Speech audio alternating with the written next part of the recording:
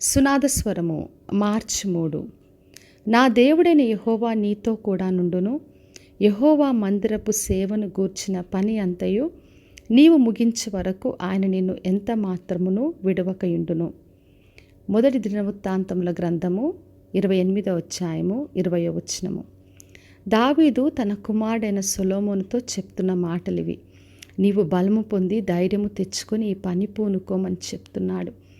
నా దేవుడైన యెహోవా నీతో పాటుగా ఉంటాడు. ఈ మందిరపు సేవ విషయంలో పనంతా నీవు ముగించేంత వరకు నిన్ను విడవడని చెప్పి బలపరుస్తున్నాడు. మరి దేవుడు సొలొమోను మందిర పని కొరకు కోరుకున్నాడు. అందుకే దావీదు సొలొమోను బలపరుస్తున్నాడు. దేవుడిచ్చిన పనిని ధైర్యంతో మనం పూనుకోవాలి. ఆ పనిని మనం ముగించాలి.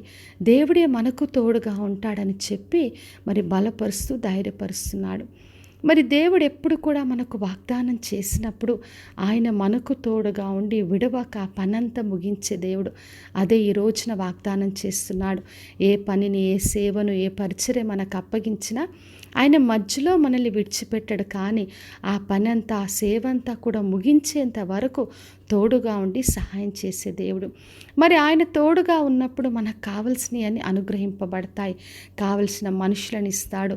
మనపూర్వకంగా ఆజ్ఞకు బద్దులై పనిలో ప్రావీణ్యులైన వారిని మనకిస్తాడు. పని అంతా చక్కగా నెరవేర్చబడడానికి ఏది అవసరమో అన్నీ దేవుడు అనుగ్రహిస్తాడు. వెండి, బంగారాలు, ఇత్తడు, ఇనుము, ఇంకా ఏదేది ఆలయం పనికి అవసరం అన్నీ కూడా సొలొమోనుకు దేవుడు అనుగ్రహించాడు. మరి మనకు దేవుడు ఏ పని, ఏ పరిచర్య అప్పగించినా అది దేవుడు తప్పక ఆయన దగ్గరుండి నెరవేర్చే దేవుడు, చూసుకునే దేవుడు.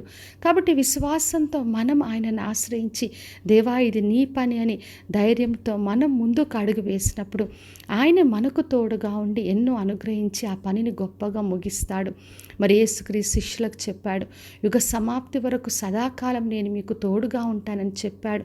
మరి శిష్యుల వాక్యం ప్రకటిస్తున్నప్పుడు మరి వారితో పాటుగా ఉండి వెనువెంట అద్భుత ఆశ్చర్య కార్యాలు చేశాడు. కాబట్టి నా ప్రియ సహోదరి, సహోదర, దేవుడు ఏ పని అప్పగించినా అది మందిరపు సేవ, పరిచర్య ఏదైనప్పటికీ కూడా ధైర్యంతో పని పూనుకుందాం. విశ్వాసంతో ఆయన నాకు తోడుగా ఉన్నాడు, ముగించేంత వరకు నన్ను విడిచిపెట్టడని దేవుని ఆశ్రయించి ఆయన సహాయముతో గొప్ప కార్యాలు చేద్దాం. ప్రార్థన చేసుకుందాం. పరలోకమందున్న మా తండ్రి, మా దేవ, ఈరోజు ఇచ్చిన వాగ్దానం కొరకే వందనాలు. ప్రతి ఒక్కరిని దీవించి ఆశీర్వదించండి. ఎవరికి ఏ సేవ, పరిచర్య, ఏ పని మీరు అప్పగించినారో మీరు తోడుగా ఉండి ఆ పని అంతను కూడా గొప్పగా ముగించి మీరు మహిమను పొందమని యేసు నామములో అడిగి వేడుకొంచున్నాను తండ్రి, ఆమేన్. ఈ శుభవచనము వినుచున్న ప్రతి ఒక్కరి జీవితంలో నెరవేర్చబడునుగాక. నేను మీ ప్రియ సహోదరి మంజులాచరణ్.